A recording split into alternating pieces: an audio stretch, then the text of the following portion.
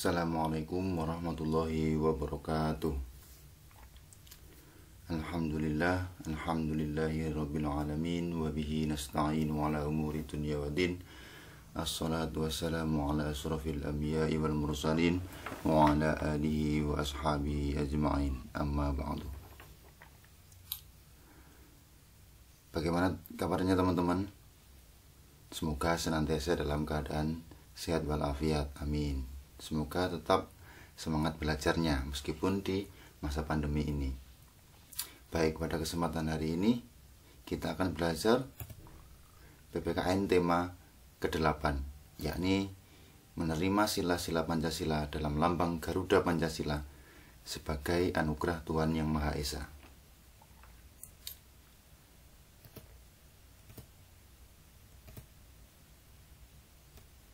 Garuda Pancasila merupakan lambang dasar negara kita, yaitu Indonesia, yang diresmikan pada tanggal 8 Agustus 1945.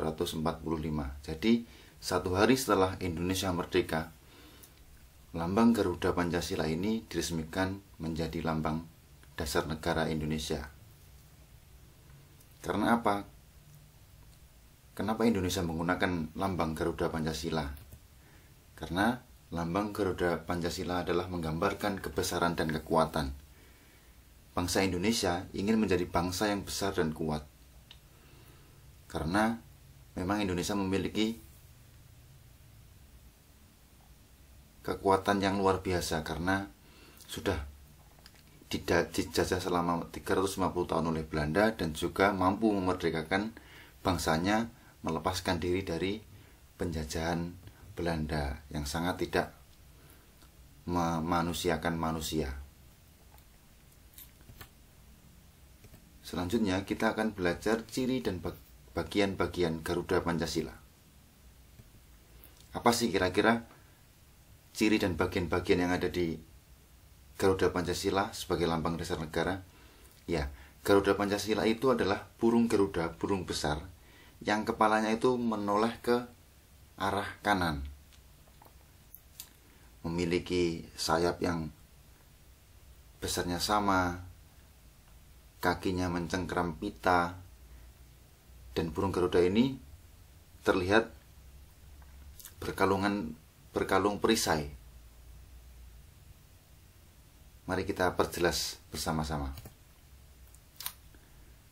Teman-teman, burung Garuda itu memiliki 17 helai bulu sayap. Jadi kalau kita hitung dari atas sampai bawah sini itu memiliki 17 helai, yaitu menandakan bahwa kemerdekaan Indonesia itu merdeka pada tanggal 17. Selanjutnya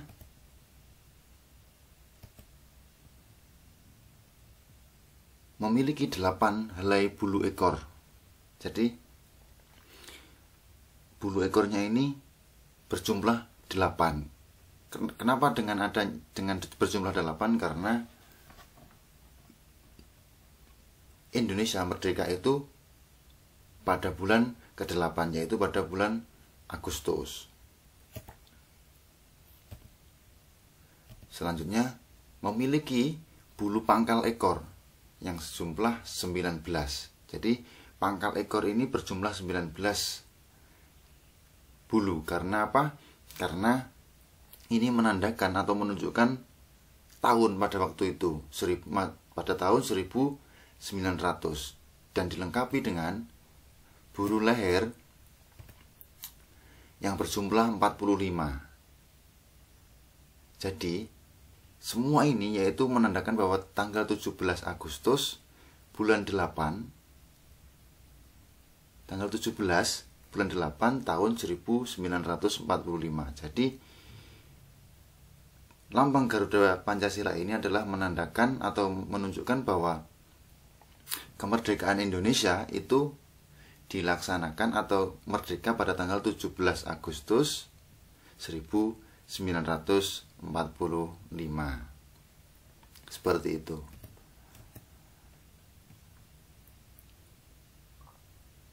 Sekarang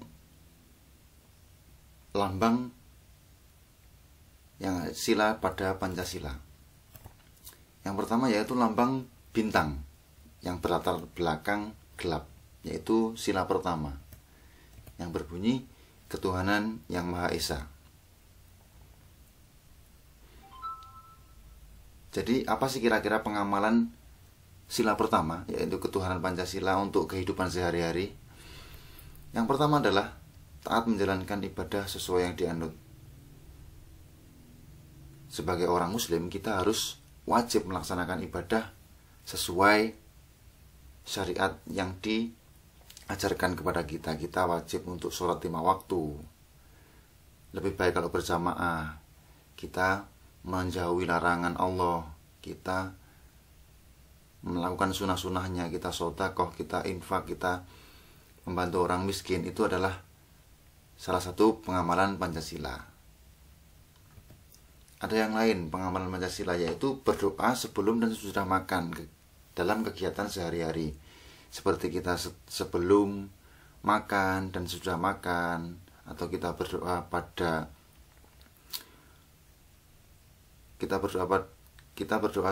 sebelum masuk kamar mandi, keluar dari kamar mandi, kita masuk masjid atau keluar masjid, kita harus berdoa. Pengamalan yang selanjutnya yaitu merawat tanaman atau memelihara hewan. Jadi kita memberikan pupuk kepada tanaman di sekitar kita atau menyiram tanaman dengan teratur, itu juga sebagai pengamalan Pancasila sila pertama. Karena apa? Karena merawat tanaman itu adalah memelihara makhluk Allah, karena tanaman dan hewan itu juga makhluknya Allah yang memiliki kehidupan. Dan kita sebagai manusia wajib untuk merawatnya. Sila yang kedua yang berlambangkan rantai emas yang berlatar belakang merah, yaitu kemanusiaan yang adil dan beradab. Apa sih kira-kira pengamalan sila kedua ini yang harus kita lakukan dalam kehidupan sehari-hari? Yang pertama adalah menghormati orang tua. Kita wajib menghormati orang tua. Ketika kita disuruh, kita juga harus mau. Ketika kita dinasihati, kita tidak boleh membantah. Kita menghormati orang yang lebih tua. Seperti itu. Selanjutnya yaitu bertindak adil dengan siapapun. Meskipun kita di sekolah, kita di lingkungan sekitar, kita harus bertindak adil. Kita bersama adik kita, kalau kita punya adik, kita harus tetap bersikap adil. Karena kalau kita tidak adil, maka kita termasuk orang yang berbohong dan orang yang dibenci oleh Allah Subhanahu wa Ta'ala. Selanjutnya saling menghargai, yaitu kita wajib menghargai satu sama lain, entah itu menghargai teman, menghargai orang tua, menghargai guru, dan sebagainya. Karena saling menghargai ini sangat penting, meskipun kita memiliki keberagaman yang luar biasa banyak. Kita memiliki keberagaman budaya, keberagaman suku, keberagaman agama, keberagaman ras. Namun kita harus saling menghargai meskipun kita berbeda. Seperti itu. Selanjutnya yaitu sila ketiga, Persatuan Indonesia, yang diberi lambang pohon beringin. Apa sih kira-kira pengamalan Pancasila sila ketiga ini yang diberi simbol pohon beringin? Oke, mari kita simak bersama-sama. Yang pertama yaitu membantu berbagai kegiatan dalam keluarga. Jadi ketika di dalam keluarga kita ada kegiatan, misalnya kerja bakti atau bekerja sama membersihkan rumah, kita harus saling membantu. Karena dengan saling membantu dalam kegiatan di keluarga itu sama saja kita memiliki rasa persatuan dan kesatuan di dalam keluarga. Karena dengan membantu itu kegiatannya bisa cepat selesai, beban menjadi ringan. Jadi yang diharapkan oleh adanya sila ketiga yang berbunyi Persatuan Indonesia yaitu untuk menjaga persatuan dan kesatuan. Contohnya yang tadi yaitu membantu berbagai kegiatan di dalam keluarga. Selanjutnya selalu menjaga kerukunan. Ketika kita berbeda pendapat, kita bersama dengan keluarga, dengan teman sekolah, kita harus menjaga kerukunan. Kita tidak boleh mengejek yang menimbulkan pertengkaran. Kita tidak boleh berbohong kepada siapapun untuk agar tidak terjadi perkelahian seperti itu. Karena persatuan dan kesatuan itu perlu dijunjung tinggi. Karena kalau tidak ada persatuan dan kesatuan, itu Indonesia tidak bisa merdeka. Karena kemerdekaan Indonesia itu dipengaruhi karena faktor persatuan dan kesatuan yang sangat kuat. Maka dengan belajar Pancasila ini kita harus bisa menjaga kerukunan dan kita bisa membantu berbagai kegiatan di dalam keluarga. Selanjutnya yaitu mengutamakan kepentingan bersama. Ketika kita sedang berdiskusi dengan teman, ketika di kelas untuk menyelesaikan sebuah masalah, kita harus mengutamakan kepentingan bersama dan tidak boleh untuk memaksakan kehendak kita.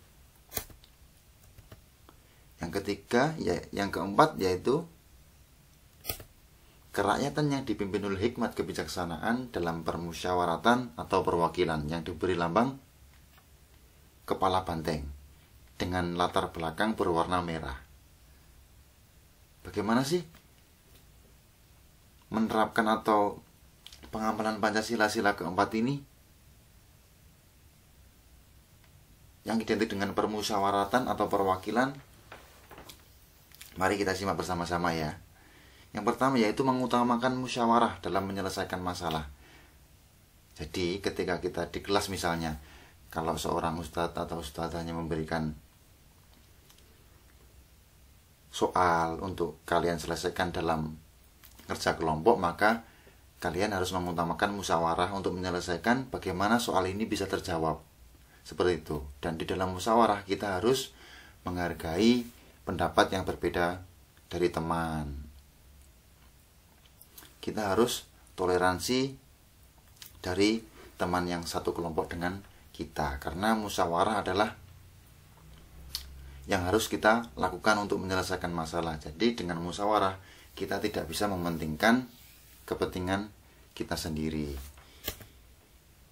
Yang kedua yaitu tidak boleh memaksakan kehendak. Jadi ketika musyawarah itu dilaksanakan untuk menyelesaikan masalah, anak-anak, itu kita tidak boleh untuk memaksakan kehendak kita atau memaksakan keinginan kita. Pengennya kita gini, pengennya kita gini. Padahal yang lain tidak setuju dengan kehendak kita, maka kita tidak boleh memaksakan kehendak. Karena kalau kita memaksakan kehendak itu tidak akan menyelesaikan masalah, justru malah menambah masalah baru. Seperti itu.